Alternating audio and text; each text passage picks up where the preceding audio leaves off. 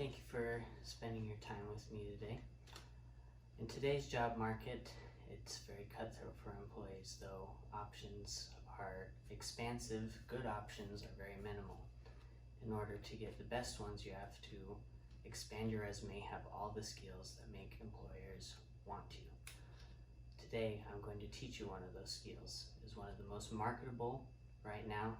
It is how to make an Emo-Trap hip-hop beat. Trust me, the manager at Arby's will hire you on the spot if you put this on your resume.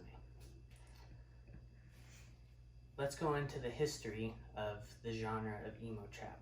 It was popularized by artists like Juice WRLD, XXXTentacion, Lil Peep. To our older audience, that might not ring a bell, and that's all right. One such producer that helped pioneer this genre, more the sound behind it than the face, was Nick Mira, and he is known for his very emotional, lush production that he puts behind these artists that he's worked with. And today I will be giving you a basic demo on how he goes about this process. It can be divided into about 7 parts. The first one, we're going to keep it simple today with a guitar melody. And it has to be a sad one because it's an emo. And then next step in the process would be putting a keyboard or keys under that melody to harmonize with it, creating that lush fullness that the genre is known for. Next is the kick and the snare, which is the foundation of the real hip-hop of the section. Then there's the trap hi-hats that are really what define the trap part of Emo-Trap, as well as the 808s and then the finishing touches. Without further ado, let us get into the first part, the sad guitar melody. When choosing a guitar, you can choose to either sample from an existing song, or you can play it yourself or use your digital audio workstation to digitally render one. When weighing these two options, you have to consider the pros and the cons. With sampling, you do get a proven and tested melody, such as the one that Nick Mira used in the hit song Lucid Dreams by Juice WRLD. He sampled Sting. However, the con of that was that a lot of his royalties have been taken by Sting when Sting sued him and won for the unlawful use of his melody. In this case, excuse me, we'll be using our own melody that we've created to avoid copyright. Now that we have selected whether to sample or make our own, our next key point is the timbre of the guitar. You can't use just any guitar sound. It has to be one that really fits the sad, emotional solemn. For example, if we use a banjo or a twangy guitar for this melody, it sounds like this. Not the greatest for the genre. It sounds more like you're breaking up with your cousin than you are making a hit song. So if we go with a more traditional, sad, lush guitar, we get this. Very reverbed out, very full in its own pluckiness. And what makes it sad, or in addition to what makes it sad to its timbre, is that it is in a minor key. And PhD Williamson has done research on what makes the minor key sad.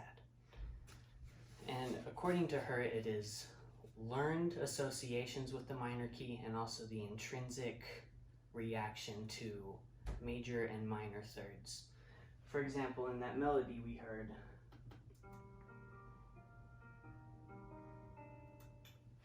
the distances between those notes is what is referred to as major and minor intervals between them. And as we have grown up in our Western society, we have learned to associate closer notes with sadder music. As music has progressed from Vivaldi and Beethoven, this is what the minor key has become. Now that we've established our guitar melody, we must move on to the keys that harmonize with it. It is just as important to have a good timbre and stay in that same minor key. If you go outside of the key or press too many keys, you'll either sound like a 6-year-old punching a piano or a very talented jazz musician. I've loaded an example to demonstrate this. So,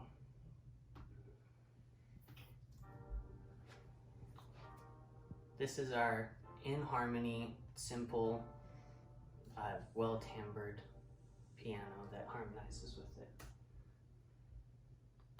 This is the same sound, so we've got the timbre right, but this is what happens when we go outside of our key.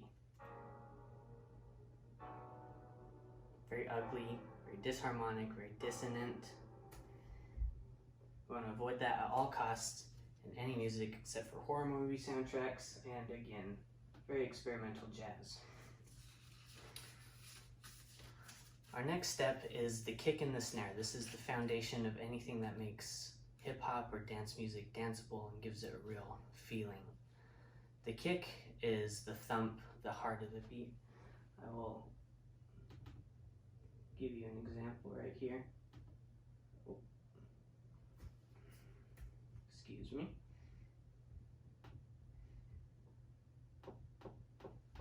That thump, that short bass driven, is what the kick is. The snare usually lands on the 3. So 1, 2, 3 is the snare. In this case, I've used a clap. It suits the genre better, but it serves the same function. And in this genre, we must be very careful to use the right sounds. We can't use a metal snare for an Emo-Trap one.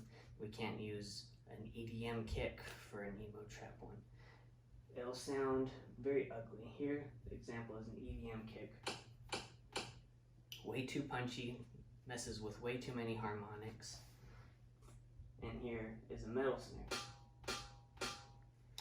It's not tuned correctly, and the very harsh tonal sound of it makes for a very ugly snare. So,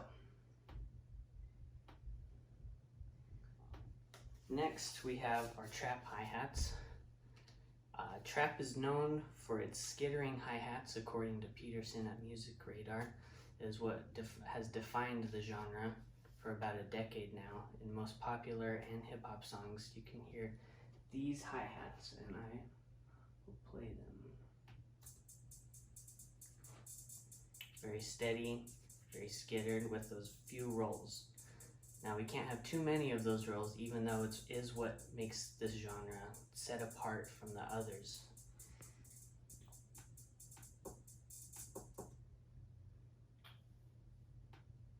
For example, here is a bad hi-hat pattern. Too much movement, too skittered, it'll take away from everything else in the genre.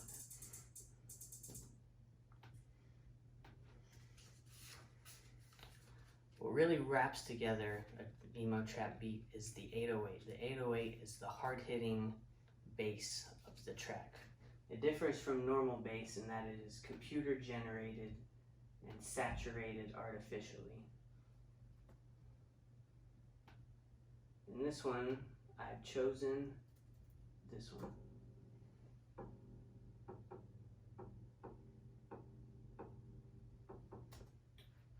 It shares the same thumpiness of a kick, but extends the bass to really fill out the lower harmonic range of the Emo-Trap beat. Another key in the 808 is to keep it in key. As Nick Mira, as I mentioned earlier, the pioneer producer of this genre, says, tune your 808s, otherwise it'll sound just as bad as that horrible piano I put together earlier. The final touch in making an Emo-Trap beat is adding additional percussion and transition effects. Effects like rises, swells, and cymbals help to create tension in between sections. For example, here is the last moments of the intro as opposed to the first of the first part of the first section.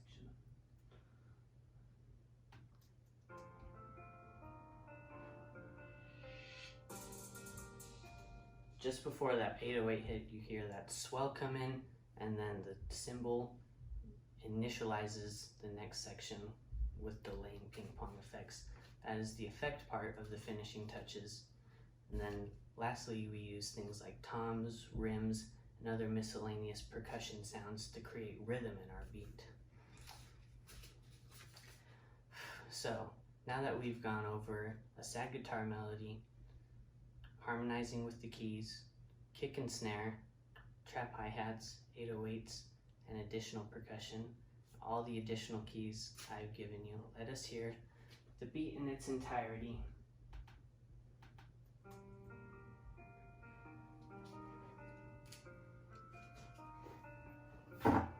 Make sure the camera gets it well.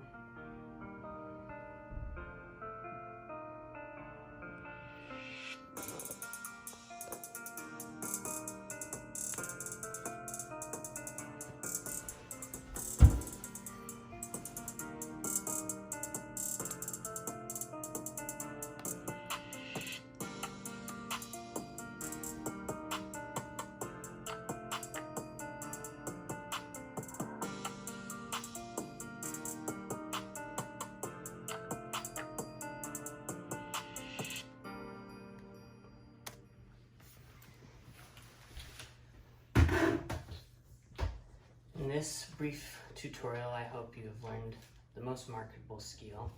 I wish you to go out into the world, take this skill, and really impress all the fry cooks in your area. Thank you for your time.